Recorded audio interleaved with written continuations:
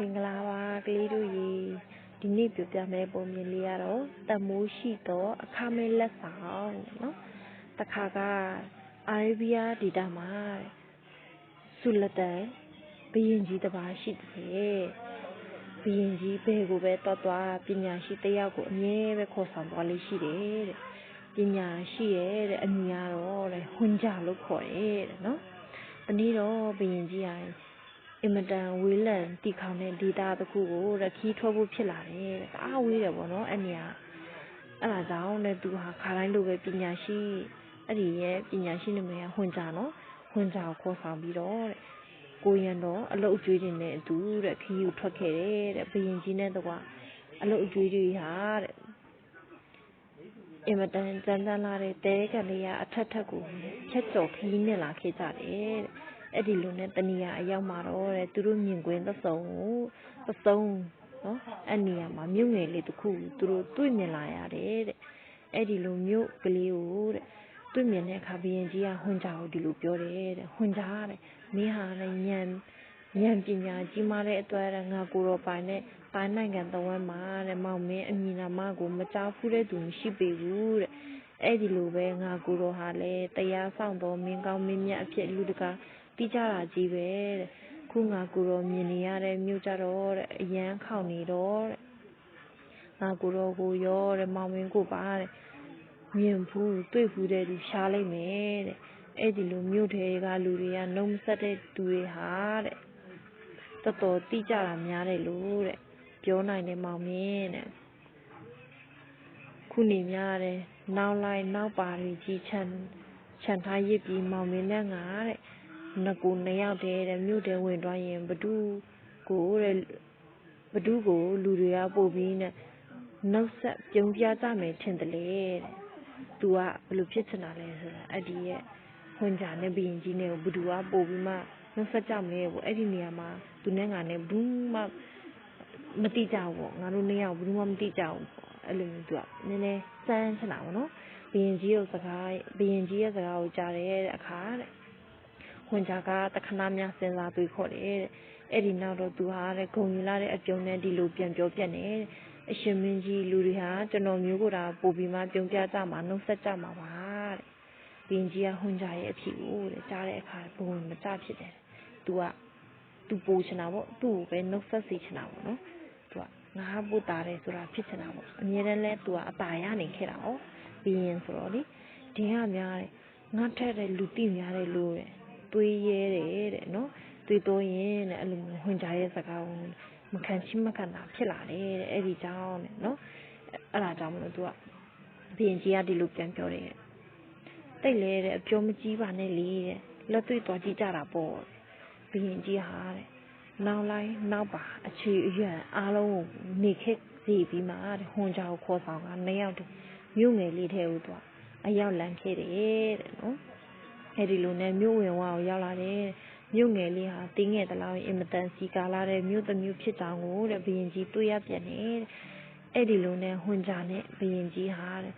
မြို့လမ်းတွေတလျှောက်အချိန်အတန်ကြာရှောက်လာခဲ့ကြတယ်အဲ့ဒီလိုအတန်ကြာရှောက်လာခဲ့တဲ့အခါဘုရင်ကြီးအတွက်အင်မတန်အံ့ဩစရာအဖြစ်အပျက်တစ်ခုကိုတွေ့လိုက်ရတယ်အဲ့ဒါကတော့ဘုရင်ကြီးတို့မျက်နှာချင်းဆိုင်လာသမျှတော်လူတွေဟာဘုရင်ကြီးကိုကြော်ပြီးဟွန်ဂျာကိုတာပြုံးပြနှုတ်ဆက်သွားကြလို့ပဲဖြစ်တယ်အဲ့ဒီလိုနဲ့အတန်ကြာတဲ့အထိစောင့်ကြည့်ပေမဲ့မြင်သမျှတော်သူတွေဟာပညာရှိကြီးဟွန်ဂျာကိုတာပြုံးပြနှုတ်ဆက်ကြတာကိုတဲ့တွေ့ရပြန်တယ်နောက်ဆုံးတော့ဘုရင်ကြီးကဒီလိုပြောတယ်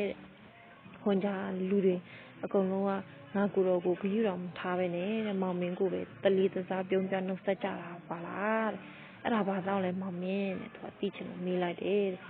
အဲ့ဒီလိုဘုရင်ကြီးရဲ့စကားကိုကြားတဲ့အခါဟွန်ဂျာကသူတို့ကကျွန်တော်မျိုးကြီးကိုပြုံးပြတဲ့အကြောင်းရင်းကကျွန်တော်မျိုးကြီးကတဲ့သူတို့ကိုပြုံးပြနေခဲ့တာကိုဖေအဲ့လိုပြောလိုက်တယ်တဲ့ဟွန်ဂျာရဲ့စကားကိုကြားတဲ့အခါဘုရင်ကြီးကဟွန်ဂျာပြူးကြီးကြည့်လိုက်တယ်တဲ့အဲ့ဒီအခါမှာတော့တဲ့ဟွန်ဂျာဘုရင်ကြီးကိုပြုံးပြလိုက်တော့တယ်တဲ့ကျွန်တော်တို့ပိုင်ဆိုင်သမျှအရာတွေထဲမှာတဲ့အပြုံးဟာကုန်ကြစေအနည်းဆုံးနဲ့တမိုးအကြီးဆုံးအရာပဲဖြစ်တယ်သူ့ကိုအသုံးပြုဖို့အတွက်ကုန်ကြစရိတ်နည်းပေမဲ့သူ့ကိုလက်ခံရရှိသူဖို့ဝယ်လို့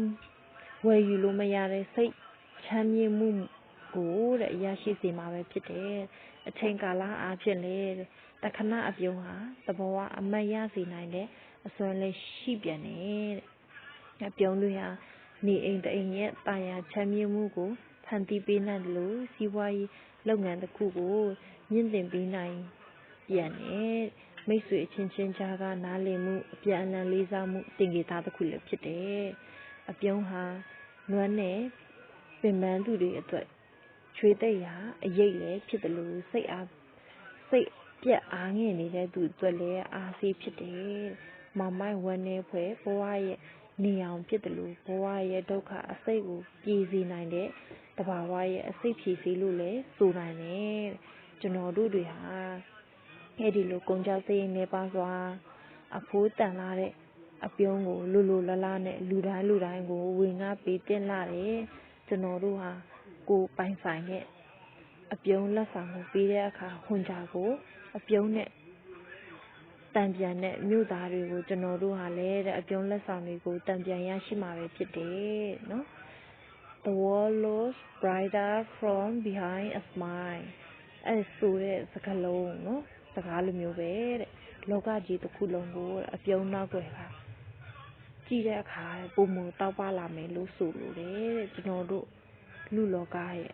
အပြန်အလှန်လေးစားခြင်းကိုအပြုံးနေတာစတင်တဲ့နဲ့အားလုံးပြောရှင်တော့နှစ်တိဖြစ်ပါစေတဲ့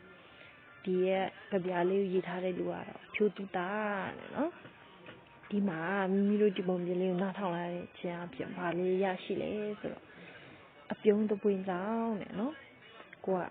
ဘယ်လိုပြောမလဲအများကြီးกว่าပြန်ရနိုင်တယ်